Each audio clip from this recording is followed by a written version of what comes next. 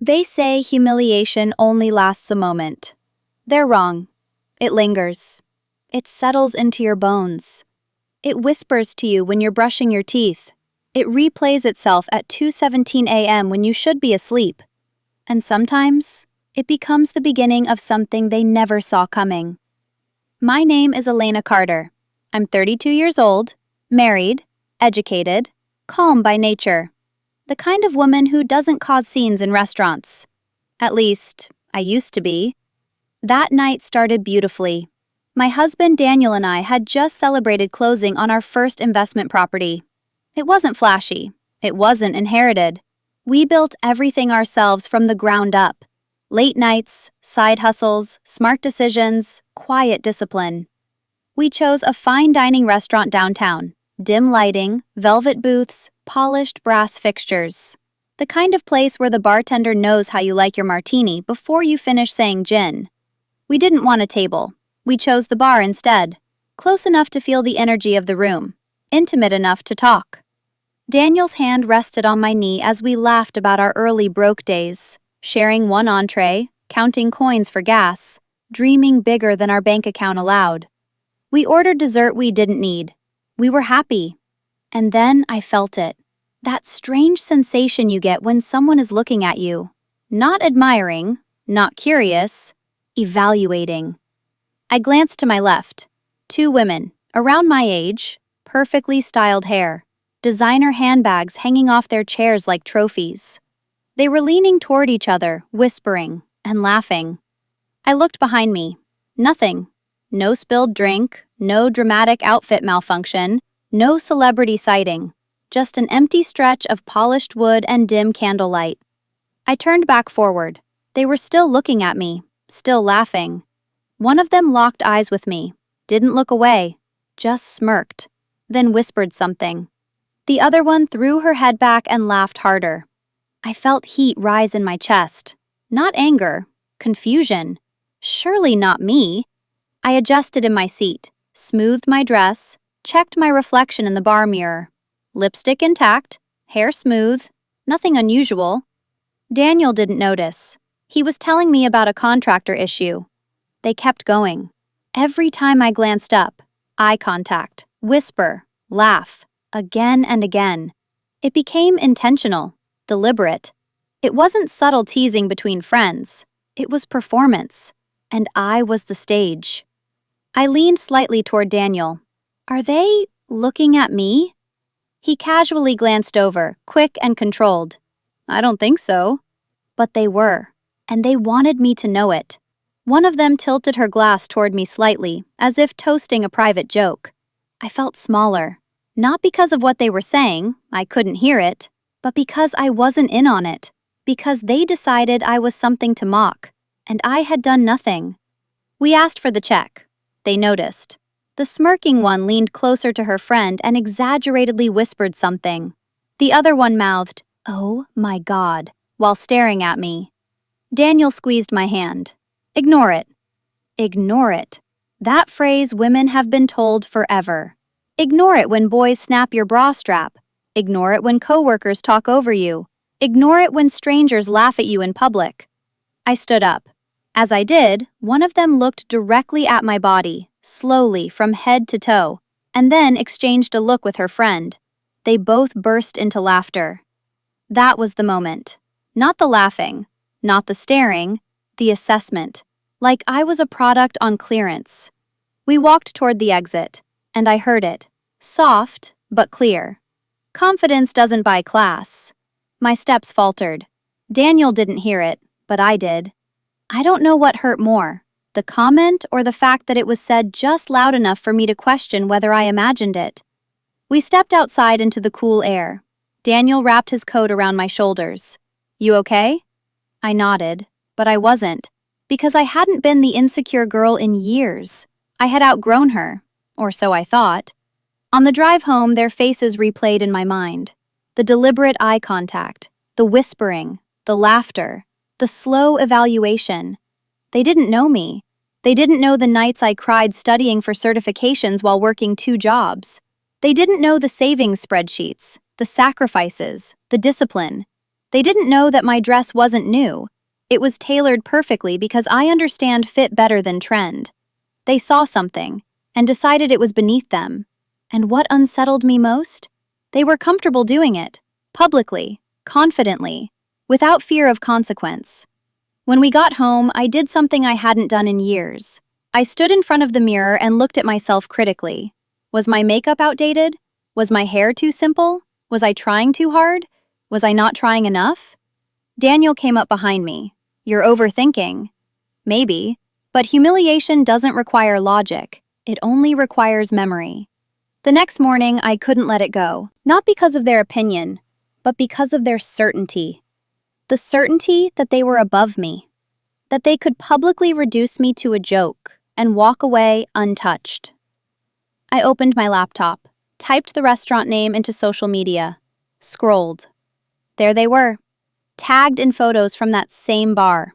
Influencer types, lifestyle bloggers, curated feeds, luxury brunches, sponsored handbags, thousands of followers. One of them had posted a story the night before. I tapped it. Video of the bar. Caption: Some people really think money buys taste. And the camera slowly panned toward me. Blurry, but unmistakably me. My stomach dropped. They hadn't just mocked me. They recorded me, posted me, used me for content, for engagement, for validation from strangers. The comments were rolling in. LMAOOO.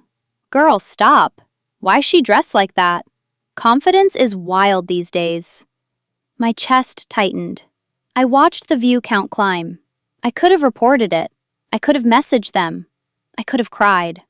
Instead, I screenshotted everything. Every angle, every comment, every username.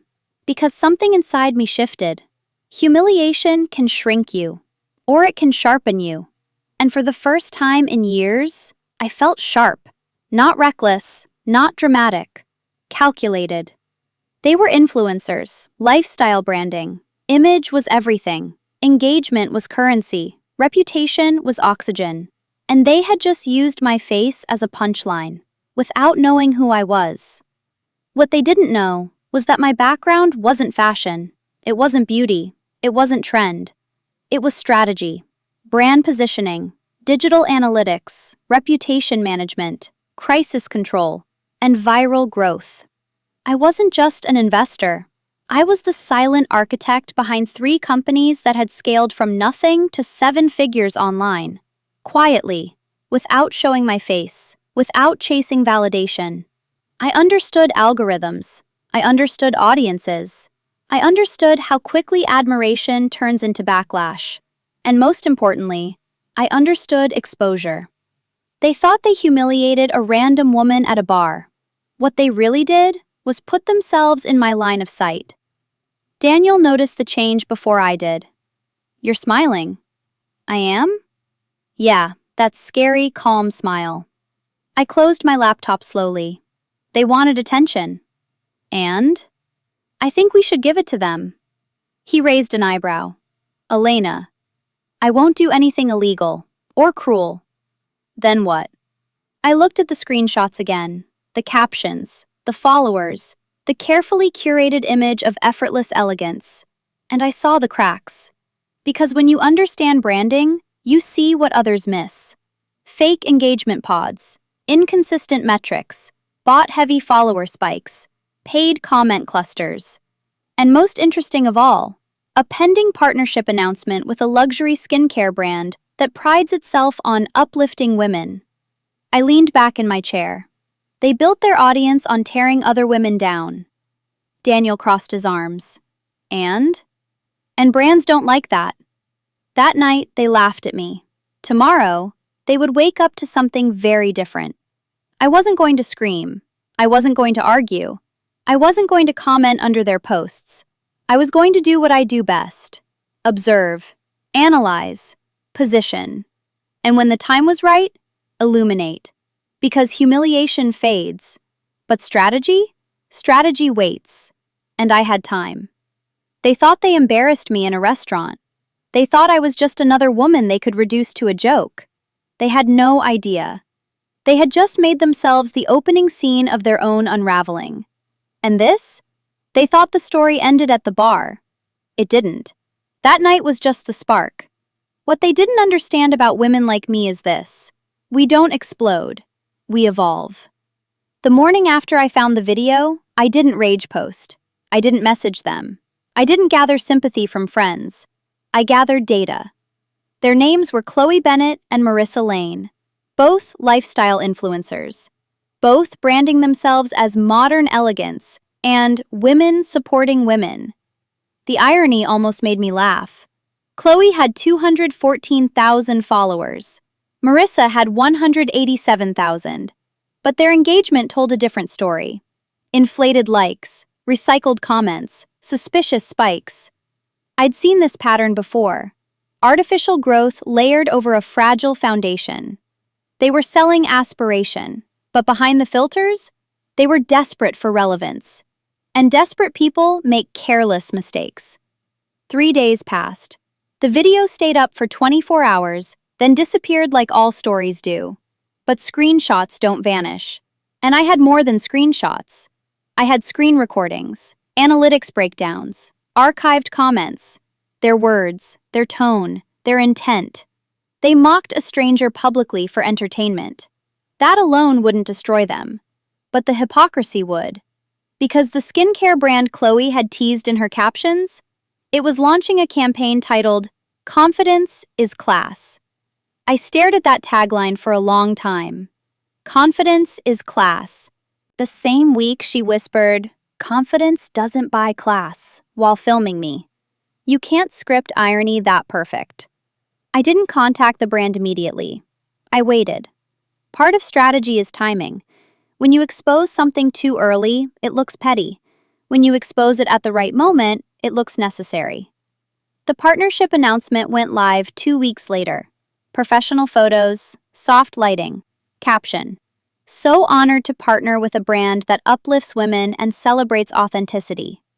Comments flooded in, hearts, fire emojis, congratulations, and beneath it all, my silence.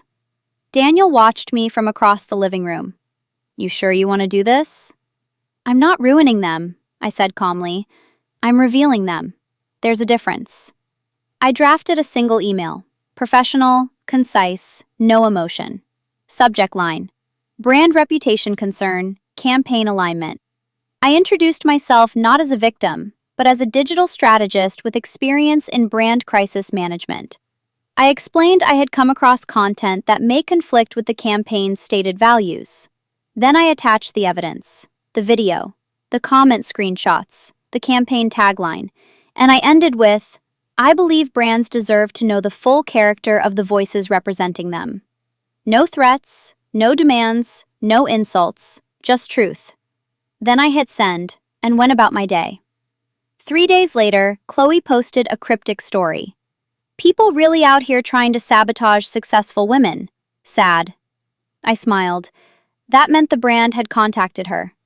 Later that afternoon, the campaign post disappeared from her page. Marissa's feed went private. By evening, Chloe posted a Notes app apology. If anyone was offended by a joke taken out of context, the classic non-apology apology. What she didn't realize? The brand had already made its decision. They didn't respond to her publicly. They responded quietly, by removing her from their website, replacing her images, erasing her from the campaign rollout. Because brands protect reputation faster than influencers protect pride.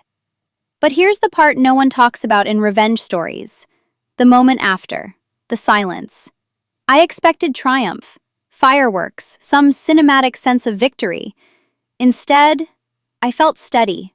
Not cruel, not guilty, just balanced. They humiliated me publicly. I corrected the imbalance privately. They lost a contract. Not because I attacked them, but because they revealed who they were when they thought no one important was watching. A week later, something unexpected happened. Marissa sent me a message. She had found my profile through tagged photos at the restaurant. It read, "I don't know what you did, but Chloe's deal fell through. Was that you?" I stared at the screen. I could have denied it. I could have gloated.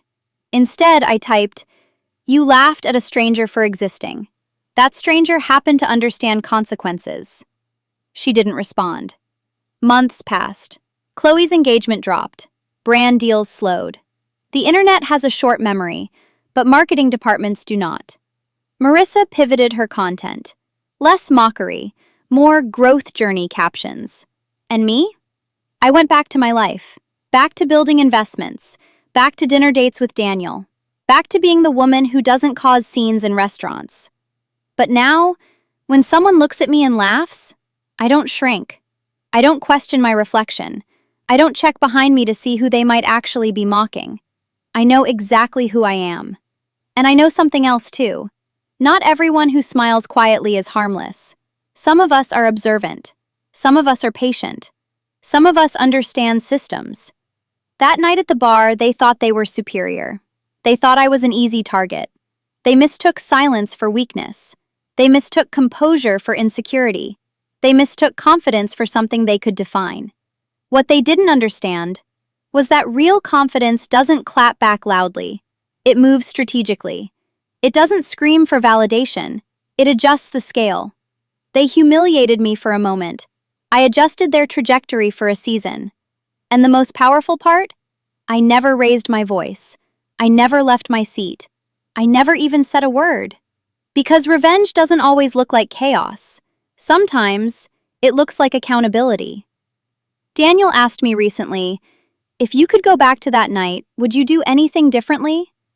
I thought about it, about the laughter, the whisper. Confidence doesn't buy class. And I realized something. They were wrong. Confidence doesn't buy class. But class reveals character. And character? Character always surfaces. Especially when someone is watching.